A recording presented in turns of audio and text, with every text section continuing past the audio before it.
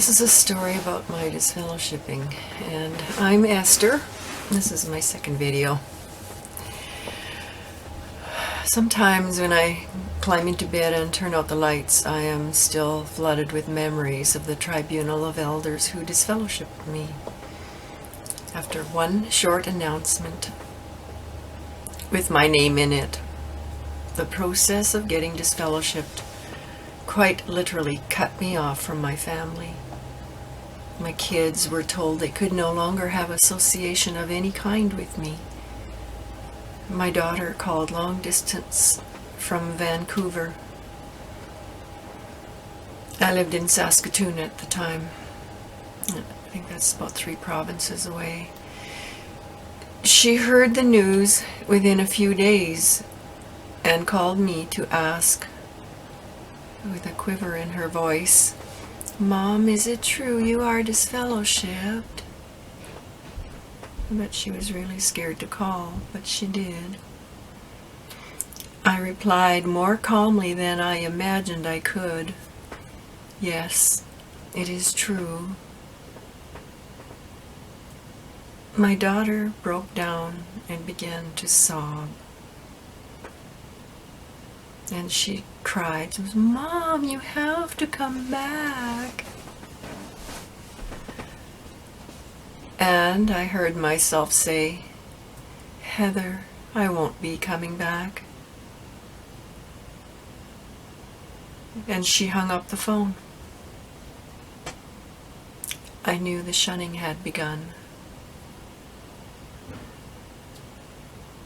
My grown children attended different kingdom halls than me, yet apparently they had been notified of my getting disfellowshipped. I was officially cut off from any further association with my beloved family. Why didn't I try to save myself? I knew about the elders' meeting. I was invited by telephone. An elder left a message on my answering machine. "We have arranged a meeting at such and such a date and time to conclude the matter." The word "conclude" in the message indicated to me that a decision had already been reached, without even hearing my side of the issue. Based on that comment, I realized that there would be no point in my attending. I was not up for that nonsense. They already knew what their judgment would be whether I was in attendance or not, and I didn't need the drama. I didn't want to have to explain myself or my actions to these men who hardly knew me, who had no clue what I was going through. Men without compassion, without heart, just rules.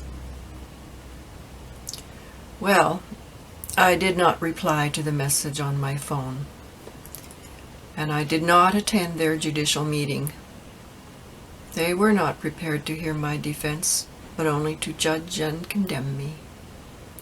My faith was apparently defective. I was getting disfellowshipped without my attendance at the Elders' Judicial Committee meeting. I'm defective? Excuse me? Other humans can judge my faith as defective?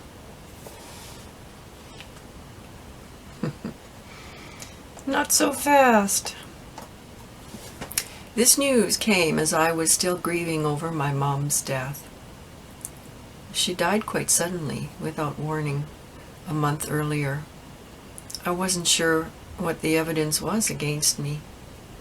Perhaps an elder's wife had seen me and my partner leaving a dance together. I had been disobedient in following their explicit instructions to leave the dance world of my dreams and come back to their fun meetings. Yeah. I was unrepentant. So there was nothing left to do except discipline me to the fullest extent. Well, when I heard the news of my disfellowshipping, I prayed. That's the only thing I knew to do in a crisis. Pray. Well, now, according to the beliefs of the religion, once a person is disfellowshipped, they are completely cut off from God. To the patriarchal way of thinking, the disfellowshipping took place because there was something seriously defective about my faith. I was spiritually unclean, and God would turn himself away from me, an unrepentant, dangerous sinner.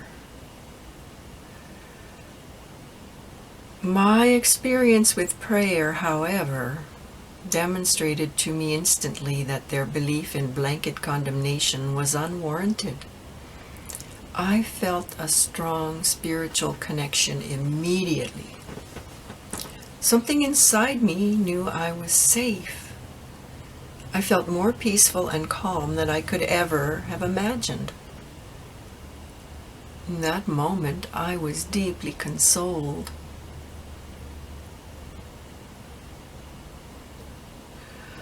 The comfort I felt was amazing. It was so utterly contrary to what my belief system had been up to that point. I realized what my parents' religion taught about an external, cruel, unforgiving God could not possibly be the truth.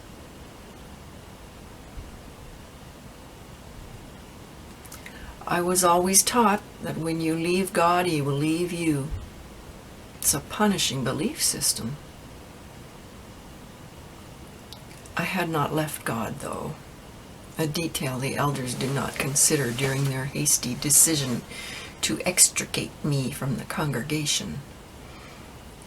God meant a lot to me. Maybe just a different God than the one they had in mind. Maybe I was getting out of Babylon.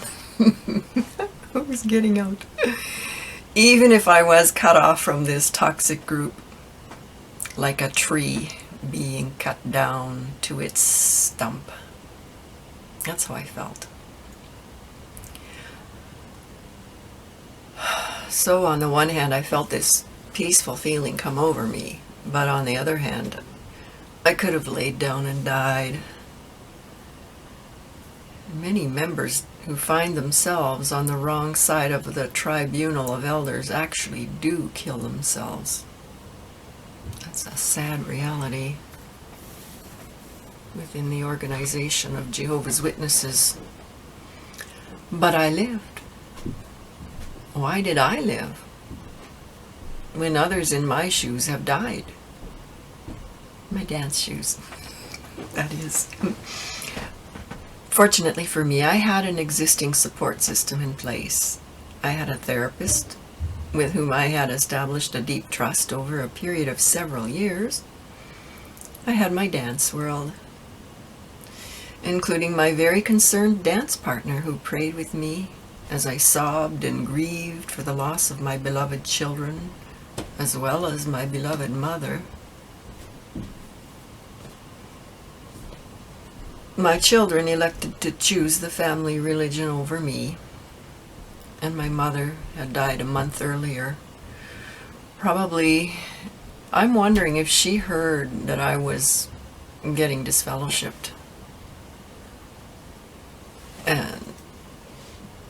And she couldn't bear to shun me like I had shunned her. How's that for karma?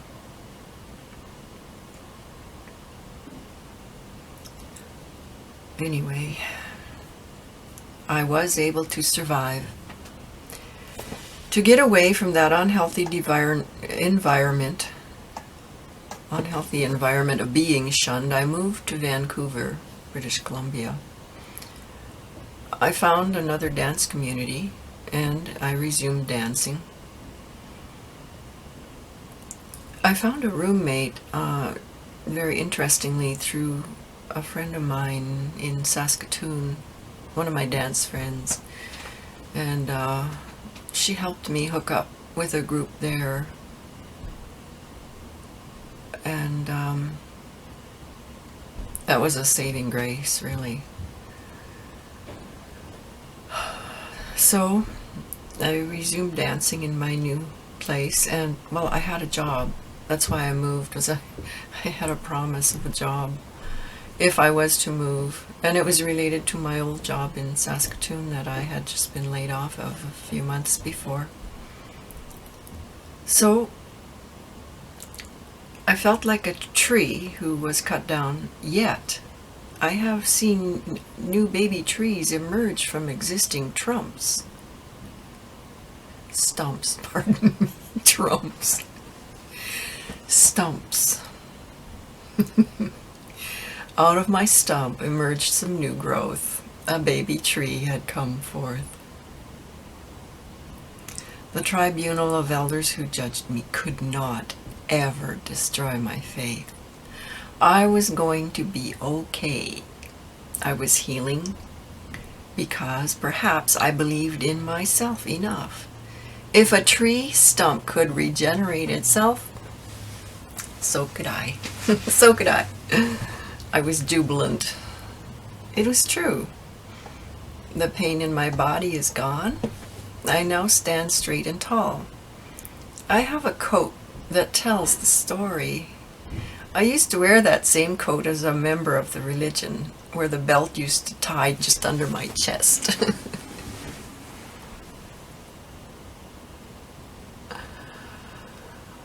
The belt is now situated in a new area of my coat. The belt now sits 4 inches lower. My chest has opened up. I stand upright now, and the belt now sits at my waist, my true waist. A waist is now separated from my chest by a bodice. Perhaps that's the difference between going in service and going dancing. Now I do something I'm passionate about, instead of something some cult tells me I should be doing. It's easy to stand tall when I'm engaged in an activity that I love. Thank you, soul. Yes, I now thank my soul for this journey out of the Jehovah's Witnesses religion, and for the tribunal of elders giving me the boot. Kicking me out was just what I needed to get away from the family religion and become self-directed and independent and get on with my life. Is it a miracle? Some might think so. But I say, well, maybe, but not necessarily. A lot of times it's just nature at work. That's what I think now. No matter what I or anyone else thinks, the entire situation leaves me with a curious question. Why is my health improving now that I've left the Jehovah's Witness religion? Why do I now stand straight and tall when I was actually developing a hunchback while a member of the cult? Again, I'm sure it's because of my change of healthy activities. Trees in nature and the coat both tell 2 different tales, but together they reveal the whole story. That's what I think about it. That's the way I think. I attribute my improved health to choosing a healthier lifestyle. I'm grateful that I can trust myself finally. I can believe in nature and myself instead of cult rules. My own life experiences have demonstrated to me that I am able to heal when I let go of rules and dogma that no longer serves my best interests. I believe we can all heal ourselves on all levels, and I'm off to prove it. From now on, I'll continue to choose nature, which is real, over faux man-made rules and religious theologies and unprovable theories. If you like my video, feel free to subscribe and click the notification bell. There, I think. Thanks for watching. Have a great day.